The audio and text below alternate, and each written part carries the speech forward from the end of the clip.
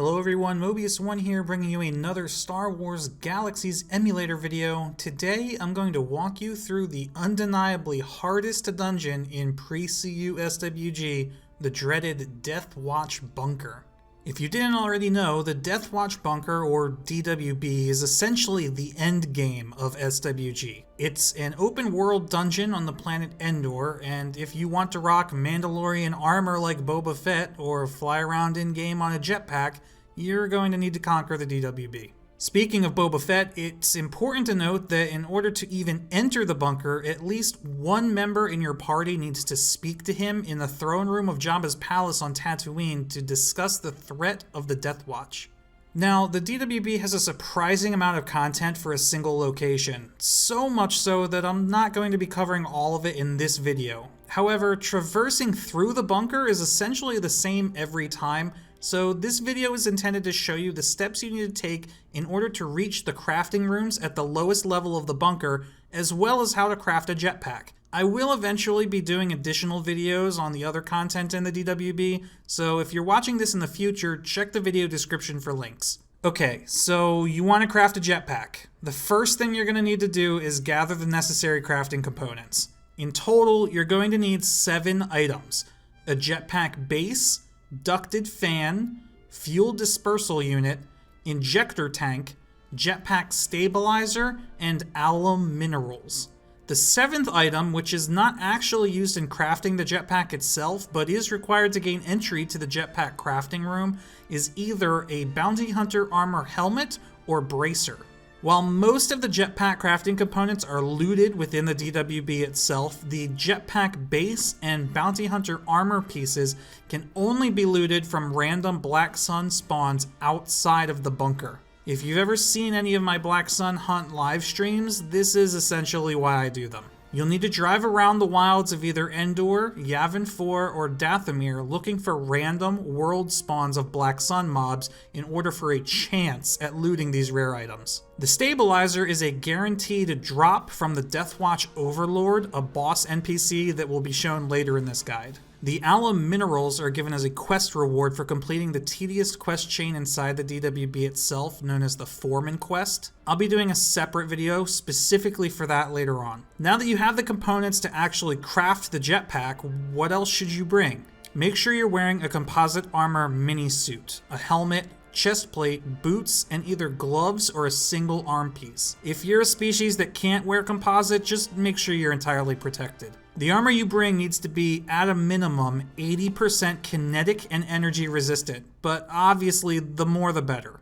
Food and drink is also a good idea, at the very least Viserion brandy to keep your mind up, but anything else you feel might help is probably worth bringing. Doctors or combat medics also be sure to bring plenty of stim packs. Lastly, you're absolutely going to need to be buffed. You may even want to consider bringing a master musician and dancer and someone who can place a camp with you to the bunker.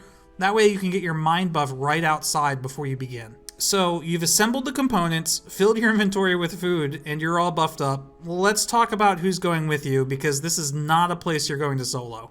Party composition is pretty subjective, and depending on who you talk to, you'll get different advice on what makes a strong party for the DWB, so here's a general overview. You're going to want to bring some combat medics. At the bare minimum, at least one that knows what they're doing. While a couple of quick-clicking master doctors might be able to keep the entire party going, a combat medic's area heals are the easiest way to keep everyone alive. Not to mention, the combat medic can heal a target's mind pool if someone's brandy runs out in the middle of a fight. You're then going to need to bring some tanks to soak damage. Any defense stacking professions like TKM or Fencer work for this. The tanks are going to want to be taunting targets to keep aggro off of the other, more squishy players. And of course, you're going to need some damage dealers. For this, let's take a look at the mobs you'll be facing in the bunker and their resistances.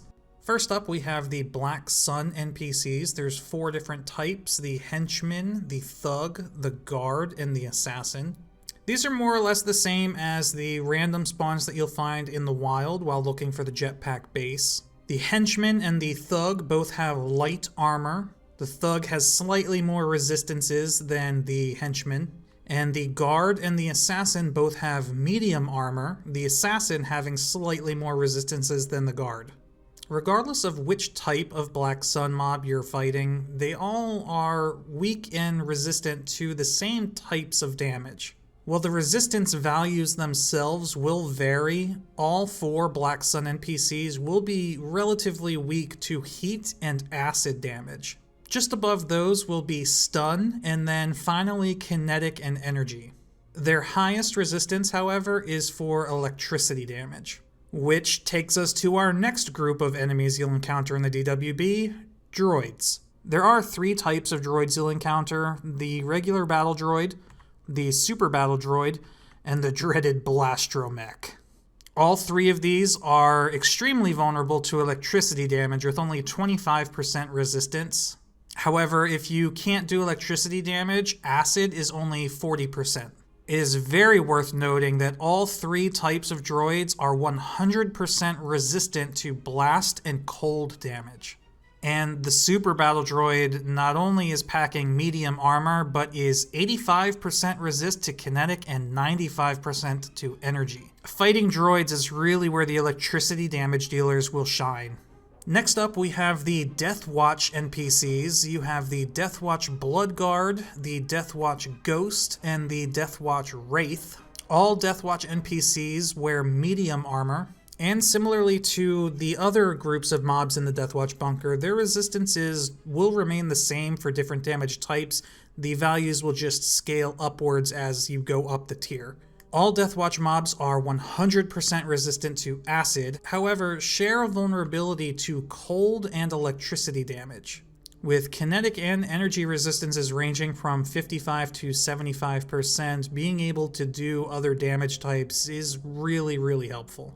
There are 3, I guess I'd call them mini-boss NPCs that you'll end up fighting. The first is Rajon Vart, the second is Klin Nif, and the third is Fenry Dalso. All 3 of these quote-unquote mini-bosses share the same armor rating and resistances as Deathwatch Wraiths.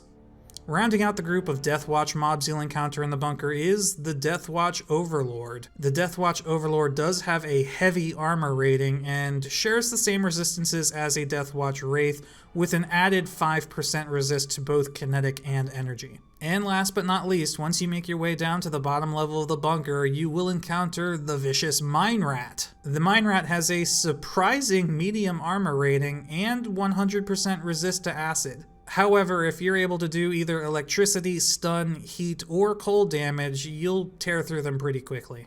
So, as we saw, acid and electricity damage types are most effective. Bounty hunters have access to both of these by using a scatter pistol and light lightning cannon.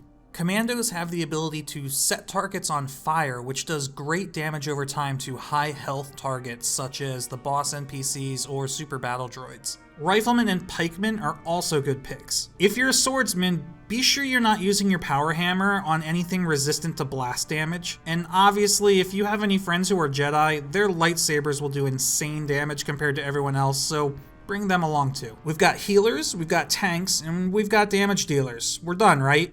Not quite. We're missing one final person, the Crafter. That's right, not only is the DWB an extremely brutal place, it's also a glorified escort mission, as you're gonna need to escort a crafting toon all the way to the end. For a jetpack, the crafting toon is going to need to be both a master artisan and a master droid engineer. You'll also want to give them all of the crafting components and piece of bounty hunter armor, as they're the one that's going to be opening the door to the crafting room at the end. The key to success in the DWB is coordination and communication. I'd recommend assigning one person in the group that's familiar with the bunker and confident in their communication skills to be the leader of your party. This person will be in charge of telling the group where to go, who to attack, who not to attack, and who can loot, as looting in the DWB can cause additional mobs to spawn, and there are certain key items that must be looted off of boss mobs. It's also worth noting that you shouldn't use area of effect abilities, as it could cause mobs from other rooms of the bunker to aggro on you when they otherwise would not have.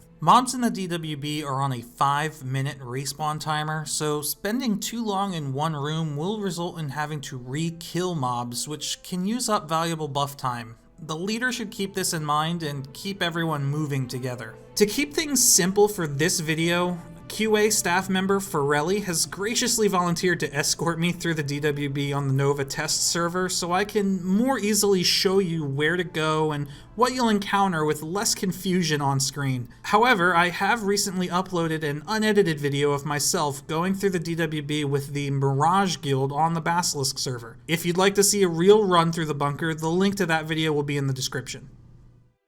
With all of that out of the way, let's actually head into the DWB. As you head down the ramps and follow the corridor to the right, the first thing you'll see is a computer console on the left wall opposite a door. This door is locked and can only be opened by having someone who's spoken to Boba Fett unlock it. If a character who has not spoken to Boba Fett attempts to open the door, a pair of battle droids will spawn at the end of the hall and engage the group. On the other side of the door, 2 Black Sun mobs, a henchman and a thug, will be waiting for you. Make quick work of them and continue on. As you pass through the next doorway, be aware that the room to your right contains a Black Sun guard, Black Sun assassin, and a blastromech. Any or all of these may aggro through the door, so be prepared to fight them. The room to the right contains a lootable chest, which may contain a jetpack component.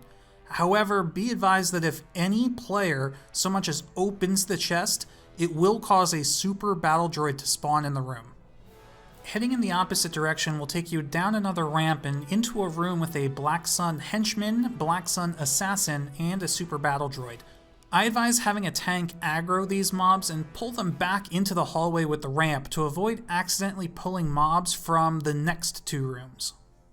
It's very possible that mobs from the rooms on the left and right of this room will aggro through the doors. The room to the right is a dead end that contains a battle droid, super battle droid, and Deathwatch Bloodguard. To the left is a room that contains 4 normal battle droids. We want to head left. Beyond the room with the droids is a very small hallway that turns to the right. In this hallway is a Black Sun guard, and you'll most likely pull a Black Sun thug and assassin through the next door. Keep your group tight in here and take care of these enemies. The next room is the first real test for your group. Upon entering the room, quickly dispatch the blastromech and make an immediate left.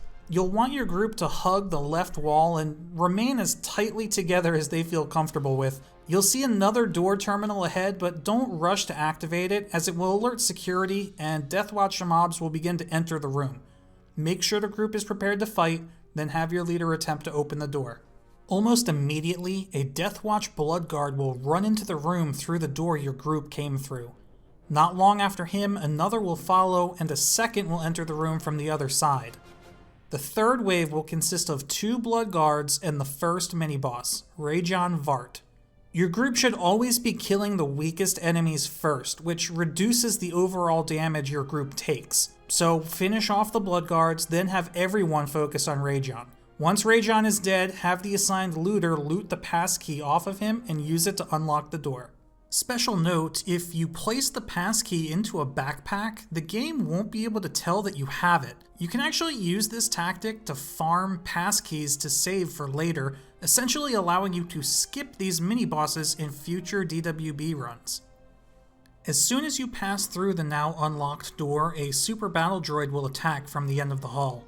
You'll want your entire group to enter the hall and make an immediate left, but be careful. Make sure no group member passes beyond the room boundary, which you can identify by where the light ends on the floor. If someone accidentally steps beyond this line, they will aggro another SBD that's waiting just around the corner. Once the first SBD is dealt with, continue to the left and take care of the one waiting to ambush you. Then proceed down the hall the second SBD was looking down. As you go, you'll encounter 2 battle droids and a Black Sun guard. At the end of the hall, a Deathwatch Bloodguard waits for you, and you might pull an additional battle droid through the door behind him. This next room is actually a good place to rest up. A couple of scientists will attack you, but they have no resistances and very low health, so they're no threat. There is a battle droid on the far side of the room, but as long as you don't go too far in, you won't have to deal with him. When your group is ready, take out the battle droid and head through the door opposite the one you entered the room through. In this hall, you'll encounter your first Deathwatch Wraith.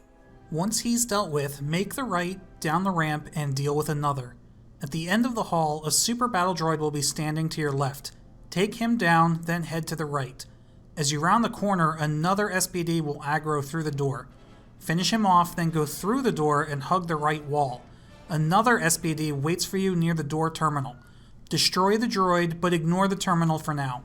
The door next to the terminal is actually unlocked, but I wouldn't recommend going through it yet as I do. Just know that this room contains more scientists and another SPD. The console in the previous room unlocks this door.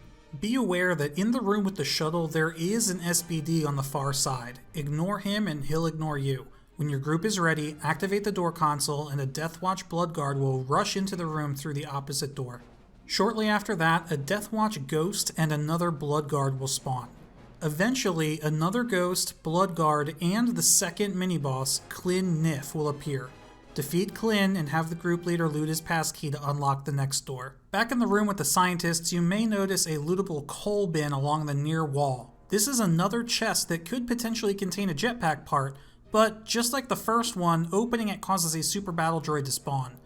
Be warned that wandering too far into the center of this room could aggro yet another SPD through the door on the far side. Now that the second locked door is open, head on through, but be ready to fight a Bloodguard, Wraith, Battle Droid, and Blastromech. Keep your group close together and remember, no AoE abilities, as there are enemies below you that you might pull. Head down the ramp and make a 180 to the right to fight a Bloodguard and Wraith. Don't be stupid like me and continue running down the ramp because an SPD is waiting for you. Ignore the Bloodguard in the back of the room and he shouldn't notice you. This glass hallway is another good opportunity to regroup and heal, as the next couple of encounters are the most difficult in the bunker. Head through the door on the right and engage the SPD at the end of the hall. You're going to want to take the first left, but be careful as there's another SPD on the ramp. If you don't cross the room boundary, it shouldn't notice you killing its buddy behind its back. Take out the one on the ramp, then continue down. On your right will be the third locked door. Unlocking this one is a bit more challenging than the last two.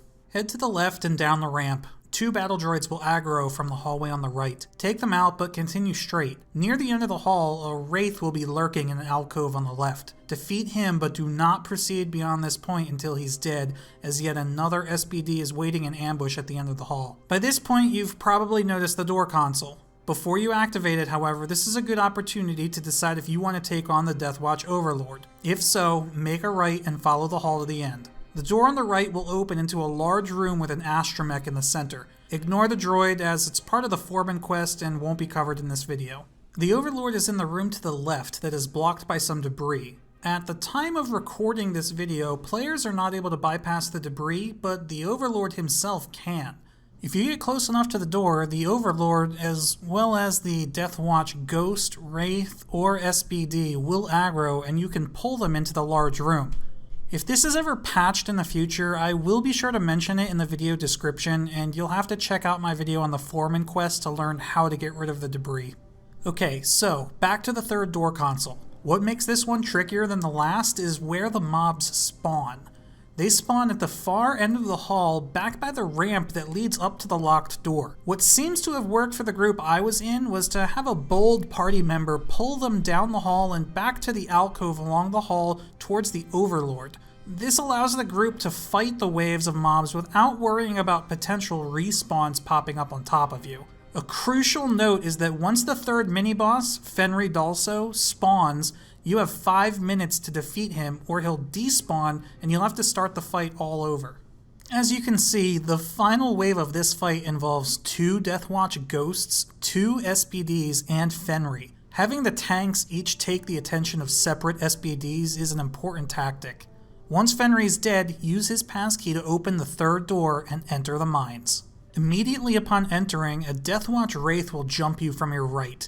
You may also notice that while you're in the mines, you will periodically take 100 health damage from inhaling dangerous fumes. There is an item called a rebreather that can prevent this, but wearing it replaces your helmet and therefore isn't worth it. The 100 health damage should be pretty negligible anyway. You'll want to head straight as you enter the mines, but a battle droid on the left will spot you and open fire. When you make the first turn, you'll be face to face with a super battle droid. Destroy it, make the next turn, and destroy another. Ignore the left turn and continue straight. Turn right at the end of the hall and take out the normal battle droid. The next area will contain another battle droid and a couple of mine rats. The rats aren't particularly strong, but don't ignore them as they can be pretty annoying. At the other end of the cavern are 2 more mine rats and a blastromech. Finish them off, then make a left. In the next hall, you'll find another SBD. If you're careful, you won't aggro the SBD at the end of the hall. Instead, hug the left wall and turn the corner. 2 SBDs patrol this hall, but it's possible to fight them one at a time if you retreat a little. Some battle droids and mine rats will most likely attack you from a side passage, but continue moving down the hall to the end. Another SBD and a mine rat could jump you from the second path on the left, and be ready to fight another SBD at the very end of the hall. Congratulations, you've made it to the Jetpack crafting room. This is your last chance to heal up, check your armor condition, recover your force meter, whatever you need to do to prepare for one final fight. All in all, this fight isn't so difficult. The most important thing is to keep all enemies off of the crafter.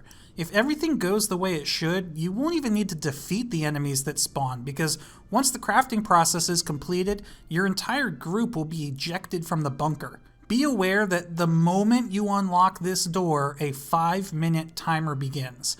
If you fail to craft the jetpack within those 5 minutes, your group will be ejected anyway, and you'll have to start all over. When you're sure you're ready, have the crafter open the door, and everyone should pour in. Stick to the right. Go up the ramp to the second floor, and you'll see a jetpack crafting droid in the far corner. Have your combat tunes stand in a defensive line around the center of the platform to reduce the chance of an enemy attacking the crafter. All the crafter needs to do is simply drag and drop each jetpack component onto the crafting droid. Be careful though, if you accidentally drag an incorrect component, say a piece of junk loot or even the bounty hunter armor piece that you brought with you to get into this room, not only will you ruin the chance at crafting a jetpack, you'll also end up losing all of the components you had already inserted. The key here is to be quick, but don't rush or you might make a mistake. Once all of the components have been dropped into the droid, double-click on the terminal. A text box will appear. Click Continue. You'll have to wait about 15 seconds, then double-click on the terminal again. A second text box will appear, and once again, click Continue. Now, I believe this is all the interaction you need to do, but to be honest, I was so excited at this point, I think I was spamming double-click on the terminal. If you've done everything right up to this point, eventually it will say that a new item is being placed in your inventory. Shortly after that, your group will be ejected back to the entrance of the bunker, and you'll be the proud owner of a brand new jetpack. The jetpack functions just like any other vehicle in SWG. Once generated, it's stored in your datapad. It has roughly the same speed as a swoop, and unfortunately, even though it appears that you're flying high in the air, you still have to fly around obstacles such as rocks or fences in the same way you would on a swoop. Also, like a regular vehicle, your jetpack can be destroyed. It loses durability each time you generate it, and it can be targeted or hit with AoE attacks like any other vehicle, so be careful where you use it. But that's about it. As with any of my guide videos, any additional information or corrections to info contained in this video will be in the description down below, so please check that, especially if you're watching this months or years after it was posted, as things in SWGEmu do change. Also, be sure to look for my other DWB guides in the future, as I will be doing one on the Foreman Quest not too long from now. This video took a lot of time to put together, so if it helped you or you simply enjoyed it, please like it or leave a comment, as it helps me know how I'm doing. If you really enjoyed it, consider becoming a patron on my Patreon. Any support I receive helps justify the amount of effort I put into my content. Additionally, if you play SWGEmu or just think I'm cool, feel free to join my public Discord server. Special shout out to both the Mirage Guild on the Basilisk server as well as QA staff member Forelli, as I would not have been able to make this video without them. And that's gonna be it. I hope you all found this video helpful and hope it becomes a go-to resource for groups or guilds that aren't already familiar with the DWB. Thank you all for watching. Mobius1 here. I'll see you next time.